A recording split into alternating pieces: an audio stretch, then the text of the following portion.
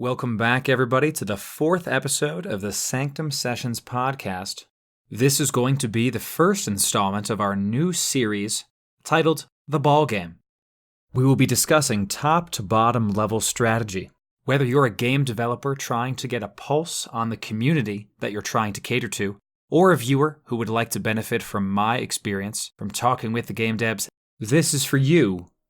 Welcome to The Ball Game. It seems like every day when we're perusing Twitter or Facebook, we see some new Battle Royale game. This isn't necessarily a bad thing, but it seems that many gaming studios are choosing to go with what is popular over what is innovative. Amidst a sea of mediocrity comes a diamond in the rough. Deathgarden. They just got done with their closed alpha, and I felt very privileged to be able to participate in this epic event. Now, I'm not underselling this. This was an extremely unique experience. From BHVR Studios, the makers of Dead by Daylight, comes a fast-paced arena control style game pitting 5 runners against 1 hunter. Now let's talk first about what makes this game unique. We'll start with the runners. This is the, quote, survivors if you play Dead by Daylight. You must work together as a team to find upgrades, ammo, and disrupt the hunter just enough so that your team can stay alive in order to capture 2 of the 3 points on the map. Now the runners start with nothing. They start with just a basic bow that shoots some arrows that essentially tickle the hunter. The team has to work around the map, dodging the hunter while simultaneously gathering the upgrade parts they need to further their kit. Everything from revealing the hunter, healing their teammates, to interrupting the hunter's actions. Each runner must choose a kit at the start of the match, which dictates the number and amount of abilities that they can use. This is the runner's class. A class-based system is extremely fun for most esports players. It gives you something to work towards, something to get better at. How do I really use this healing kit? How do I make sure I optimize the exact time that I can disrupt the hunter? These are the kind of questions that we can ask that will form a meta. Something that the hunters can react to using different builds that then the runners will react to taking slightly different builds themselves. This kind of ebb and flow is extremely satisfying for both new players and top rank players. What is unique about Deathgarden is you choose a class at the start of the match, but you do not get the abilities until you find the upgrade parts mid-game. You have to find the parts and then go to a sort of pylon to apply them. This gives a linear feel to the matches, where you can feel yourself progressing, getting more powerful, being able to help your team. You have to balance capturing objectives versus helping your team versus gathering upgrades. This means you're always moving, always trying to find the next thing. This creates an extremely high-octane experience, high risk, high reward. The hunter actually feels threatening, and you can feel actual fear when you hear the music creeping up on you. The feeling of vulnerability, linear progression, and high-octane, high-stakes gameplay is one hell of a concoction, making playing as a runner in Deathgarden an actually unique experience. Now let's talk about the hunter. If you play as the hunter, you will be alone, 1v5. The longer the match progresses, the more powerful the runners are getting. The more they can disrupt your strategy, the more they can heal up their teammates. Your objective is to kill at least 3 of the 5 to end the match.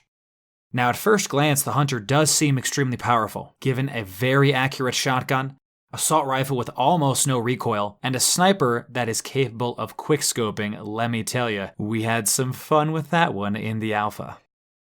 Turrets, landmines, and a slew of upgrades we haven't even seen yet. The hunter is armed to the T, and with good reason. The runners are actually extremely difficult to see when they're not moving. The grass and the foliage on the maps completely disguises them except for a small sheen on their helmets, and that's if the light is hitting them just right.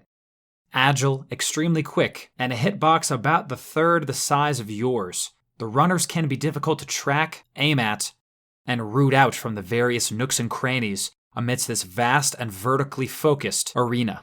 Now, the first day, the hunter felt like a titan to me against these newer runners. People getting used to their kits, how to use things, when to cap versus not cap. The general strategy of the game had not yet been figured out by many of the runners. This enabled me to dominate all of my day 1 matches. That changed day 2, when all of the runners, at least most of them, had seemed to figure out when to do things and why to do things. Suddenly my pump shotgun and quickscope sniper didn't seem so powerful, and I found myself really having to try against these coordinated groups of runners. This is where the real game began as a hunter. When do you push onto someone capping a point? When do you go for the kill secure? How do you root out a team that is extremely adept at hiding, revealing, and disrupting you, and there's 5 of them versus you alone?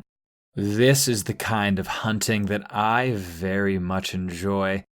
You do not mindlessly shoot around the map with the hunter. You have to actually plan where you're putting your traps, which boxes you're marking, which positions you're putting yourself in, all these things while weighing your choices against the runner's choices.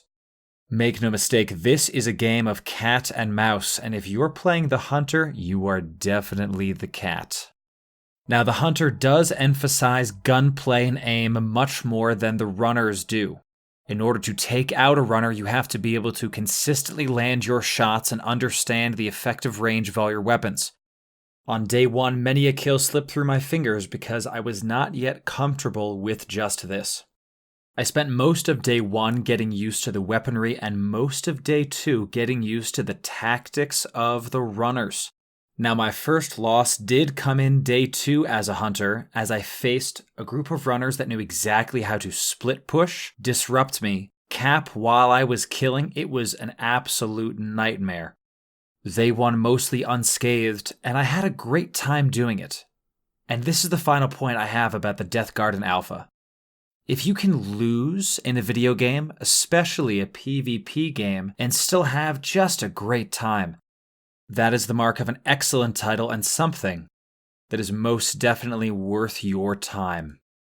With that, I will close the first episode of the ball game. I hope you all enjoyed. There will be more discussion on not just Deathgarden, but more gaming industry things as a whole. Deathgarden did announce recently they will be having another beta coming up soon. Make sure you check them out on Twitter. If you enjoyed the podcast, subscribe to us on any platform that you prefer. We're on all of them. And come by our Twitch stream. Open up your browser, type in loru.tv, that's Loru.tv, press enter, and it'll take you where you need to go. I'm your host, Loru, and I hope you all have an excellent night, and I look forward to seeing you in the arena. Catch you next time.